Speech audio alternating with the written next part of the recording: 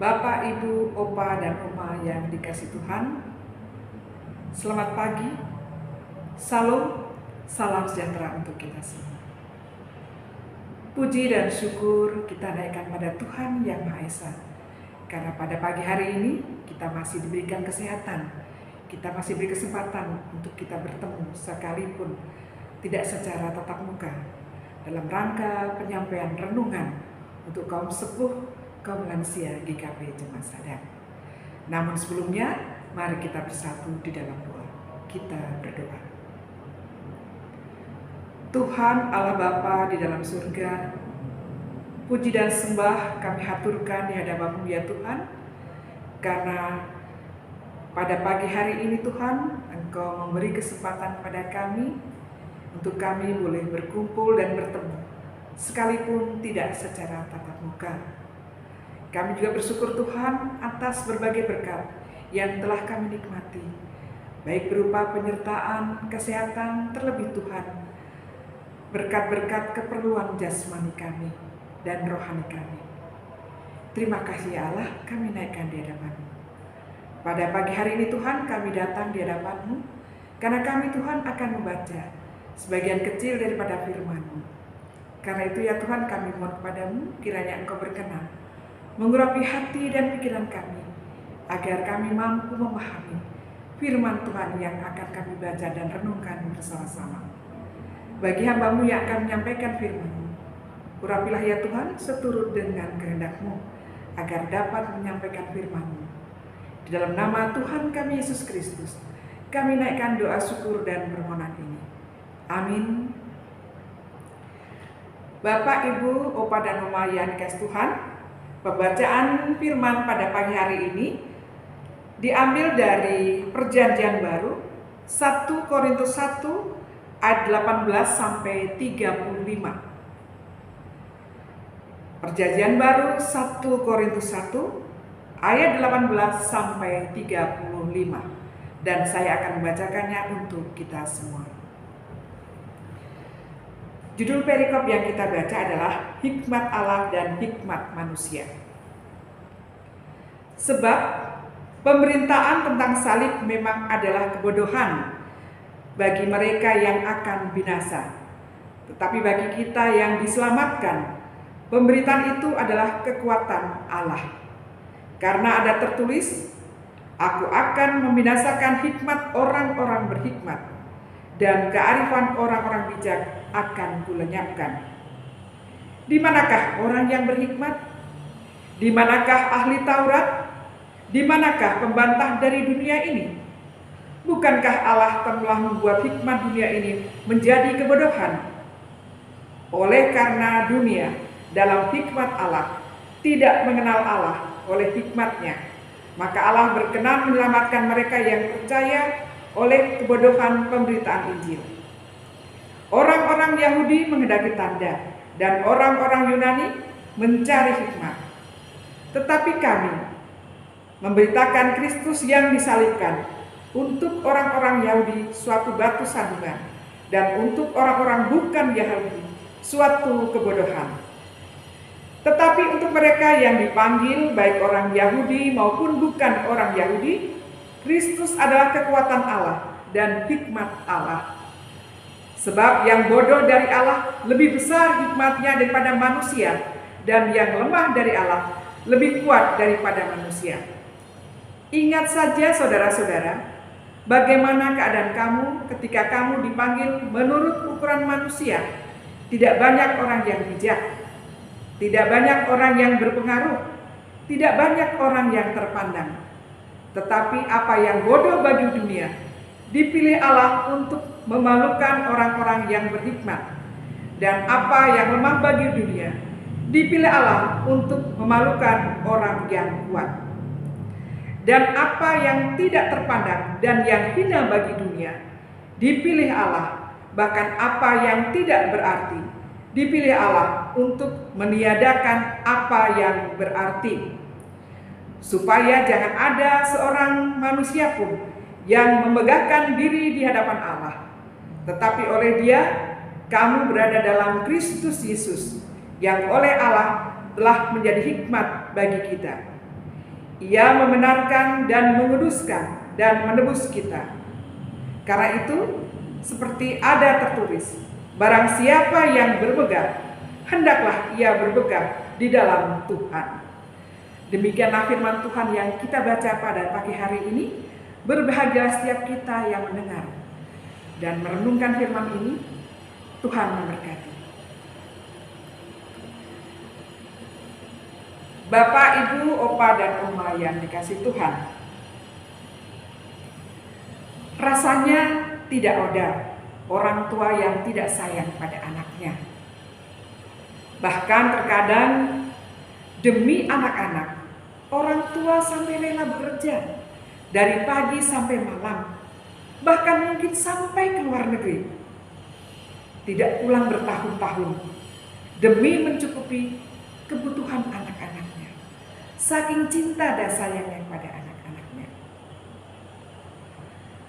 Lebih daripada kasih sayang orang tua kepada anak adalah gambaran kasih sayang Tuhan Allah kepada manusia, umatnya, ciptaannya yang berdosa ini.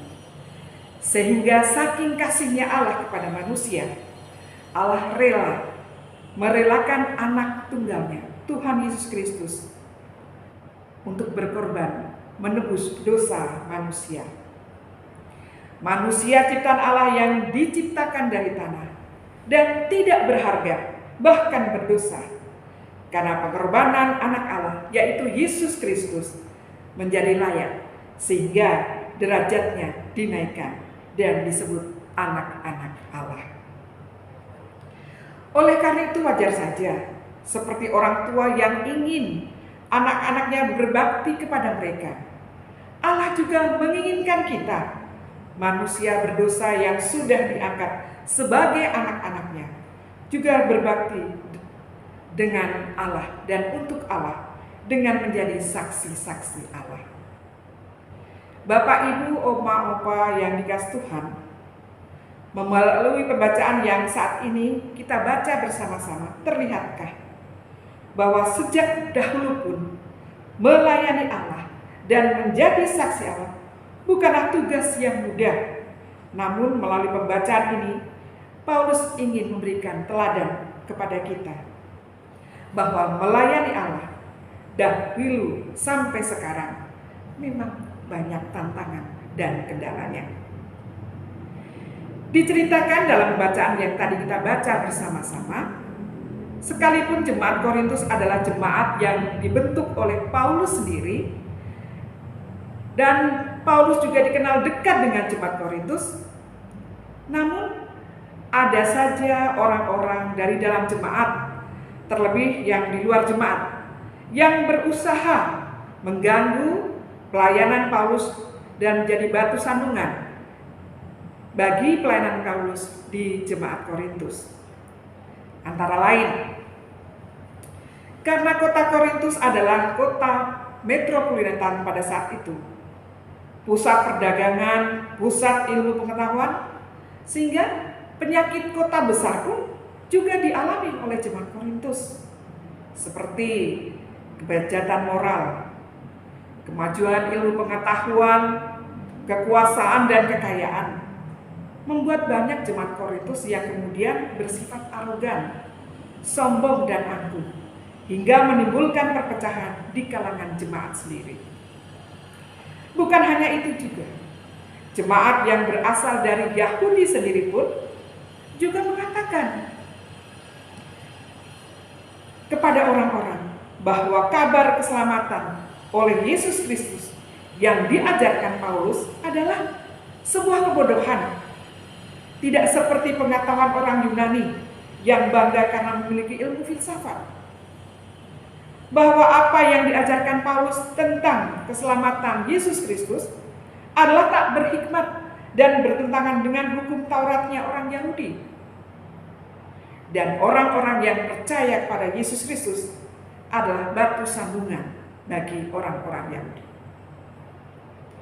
Opa, Oma, Bapak, Ibu yang kasih Tuhan, walaupun di mata orang lain, orang yang percaya kepada Yesus Kristus adalah orang yang bodoh, adalah orang yang lemah, tidak berhikmat, Firman Allah yang kita baca ini ingin menguatkan kita bahwa yang bodoh di dalam Allah tetap lebih besar hikmatnya daripada manusia biasa.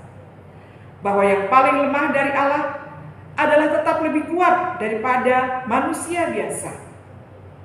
Ayat ke-26 dan 28 menegaskan bahwa apa yang bodoh memang dipakai Allah untuk mempermalukan orang yang berhikmat.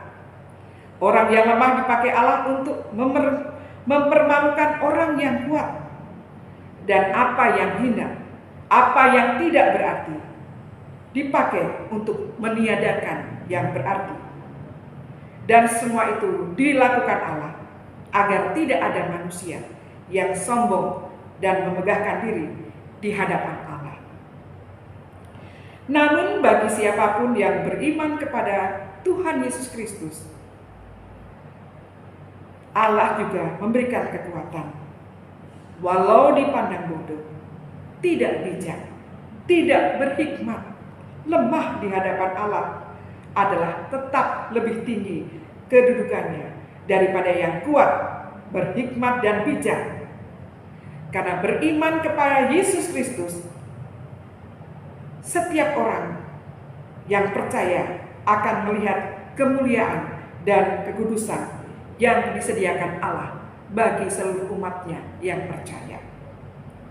Dalam pesannya Paulus berkata, kalau ada orang yang mau memegahkan diri, jangan karena Taurat, jangan karena ilmu pengetahuan, jangan karena kekayaan, jangan karena kekuatan dan hal-hal lain-lainnya, tapi bermegahlah dalam hikmat karena kita milik Tuhan Yesus yang senantiasa memberi kita kekuatan, berkat dari Allah, dan harapan baru yang kekal dalam kemuliaan Allah.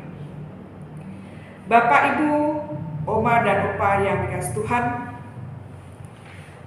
tantangan menjadi saksi Kristus di masa kini pun semakin banyak.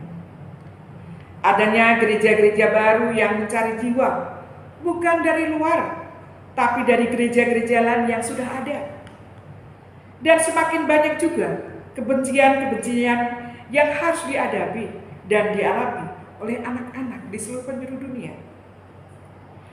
Dan lebih banyak orang, terutama kaum muda, yang lebih menghargai perkembangan teknologi daripada menghargai ajaran Kristus dan lain-lain. Contoh konkretnya yang kita lihat, mereka tetap bermain HP pada saat ibadah. Hal-hal ini menunjukkan kalau yang namanya melayani Tuhan, menjadi saksi seperti yang Allah inginkan dari kita anak-anaknya, memang sangat tidak mudah. Terlebih saat usia sudah semakin sepuh, tenaga dan kesehatan yang sudah semakin rapuh. Namun firman Tuhan menguatkan kita, sekali lagi mengingatkan kita agar kita tidak terbelenggu dengan semua kekurangan kita. Sekalipun usia semakin sepuh, tenaga semakin menurun. Sebab yang lemah, yang tak berhikmat, kurang bijak dan lain-lain memang diadakan oleh Allah untuk menantang orang-orang yang sombong dan membanggakan diri. Asalkan kita pun mau dipakai oleh Allah menjadi saksi-saksinya, menjadi pelayan-pelayannya.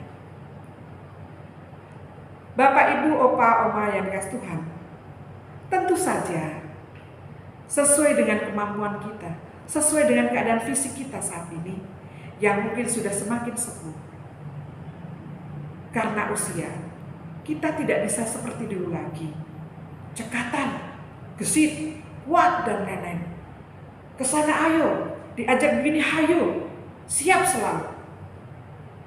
Namun saya selalu menyampaikan bahwa masih ada loh yang bisa kita lakukan untuk melayani Allah sebagai saksi-saksinya. Walaupun mungkin kita semua sudah semakin sepuh, semakin beranjak usia kita. Misalnya yang bisa saya contohkan agar kita tidak acuh dengan kegiatan atau pelayanan di gereja. Mari kita lihat, kita simak, kita amati, ada apa ya di gereja ini? Kegiatan apa yang akan dilaksanakan? Kegiatan apa yang sedang dilaksanakan?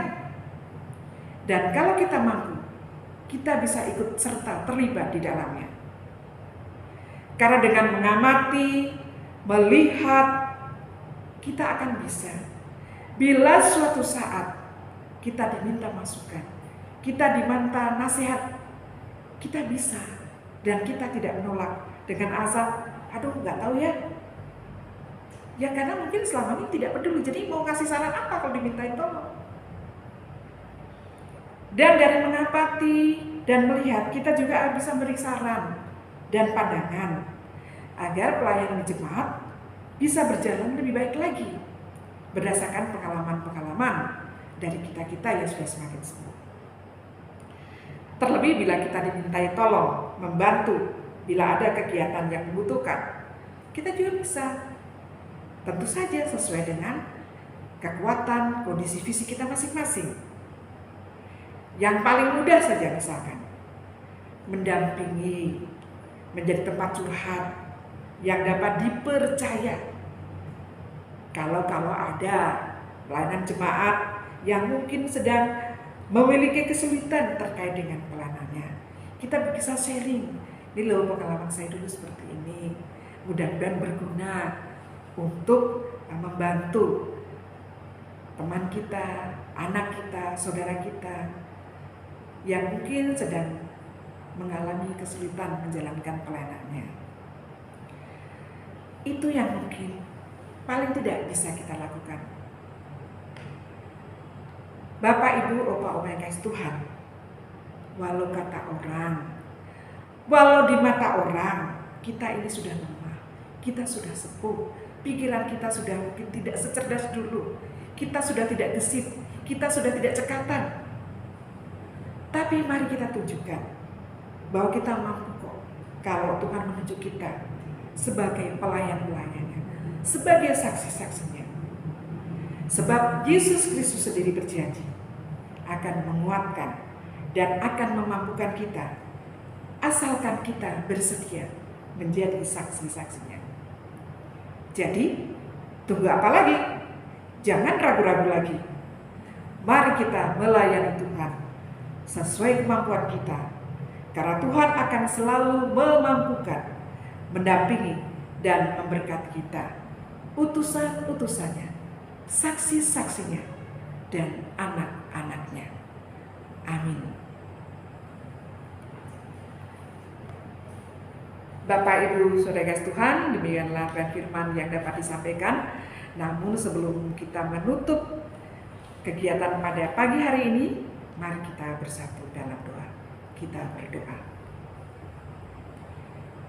Ya Tuhan, Allah Bapa kami dalam surga, kembali kami datang di hadapan-Mu ya Tuhan. Kami bersyukur kepada-Mu ya Allah, bahwa Engkau tetap menyertai kami dan mendampingi kami. Di saat usia kami semakin tua dan tenaga kami semakin renta Tuhan, ternyata Tuhan, Engkau tetap berkenan memakai kami. Melalui firman-Mu Tuhan, biarlah kami dikuatkan. Bila saat itu Tuhan kami masih ragu-ragu, saat Engkau memanggil kami untuk melayani-Mu. Bila saat ini kami masih takut ya Tuhan, takut tidak mampu. Melalui firman ini Tuhan, kami tahu bahwa asal kami mau, asal kami bersedia menjadi pelayan-pelayan-Mu, Engkau akan menguatkan, memampukan, dan memberkati kami. Karena itu Tuhan, kami tetap mohon kepada-Mu, utuslah kami ya Tuhan, mampukanlah kami Tuhan, senantiasa melayani-Mu. Tuhan di surga, pada saat ini juga Tuhan kami berdoa. Kami ingin berdoa Tuhan untuk saudara-saudara kami yang saat ini sedang sakit, baik yang dirawat di rumah maupun di rumah sakit. Di antaranya Tuhan kami teringat Ibu Songyanan dan Bapak Song, Ibu Ratu Tuhan, Ibu Hasper, serta opa-oma kami yang lain Tuhan, Ya Bapa, kami mohon kepadamu, Tuhan kiranya senantiasa mendampingi Opa dan Oma kami, memberikan mereka Tuhan kesehatan, memberikan saudara-saudara kami yang sakit ini Tuhan pemulihan, sehingga Tuhan mereka boleh kembali dapat melakukan aktivitasnya seperti sedia kala. Kami juga berdoa Tuhan untuk kami kaum sepuh yang masih memiliki tugas dan tanggung jawab untuk membimbing, merawat anak dan cucu kami. Berikan kami Tuhan hikmat-Mu, berikan kami kesehatan yang baik, agar kami dapat mendampingi anak dan cucu kami dengan baik, menjadi pendengar yang baik, menjadi penasihat yang baik, sehingga anak-anak dan cucu kami Tuhan menjadi orang-orang yang berguna bagi pelayanan-Mu Tuhan, juga berguna bagi masyarakat. Tuhan di surga, kami juga berdoa Tuhan untuk komisi kaum sepuh yang ada di GKP Sadang ini ya Tuhan. Dalam setiap kegiatan dan rencana yang akan dilaksanakan, kiranya Tuhan senantiasa memberkati.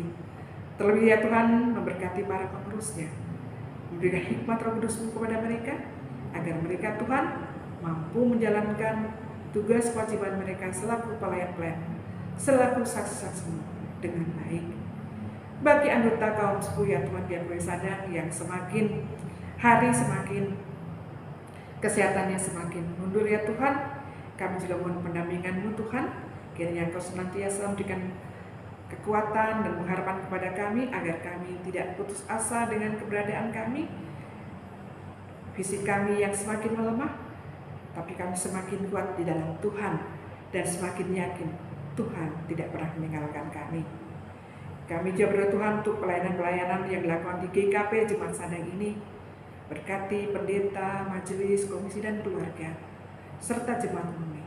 Tuntun kami ya Tuhan, agar kami boleh saling melayani, saling mendampingi, saling menguatkan, sehingga berbagai kegiatan dan rencana yang akan kami laksanakan dan sedang kami laksanakan boleh berjalan dengan baik, dan semuanya itu Tuhan hanya untuk kemuliaan nama-Mu.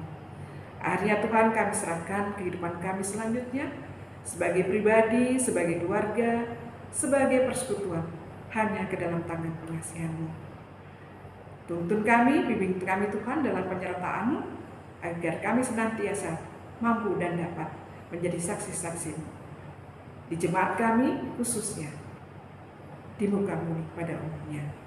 Ya Tuhan Allah Bapa di surga, inilah doa syukur kami, inilah pengharapan dan permohonan kami yang kami naikkan hanya dalam nama Tuhan kami Yesus Kristus yang telah mengajar kami berdoa. Bapa kami yang di surga, dikuduskanlah nama-Mu, datanglah kerajaan-Mu, jadilah kehendak-Mu di bumi seperti di surga. Berilah kami pada hari ini makanan kami yang secukupnya, dan ampunilah kami akan kesalahan kami, seperti kami juga mengampuni orang yang bersalah kepada kami. Dan janganlah membawa kami ke dalam pencobaan, namun lepaskanlah kami daripada yang jahat.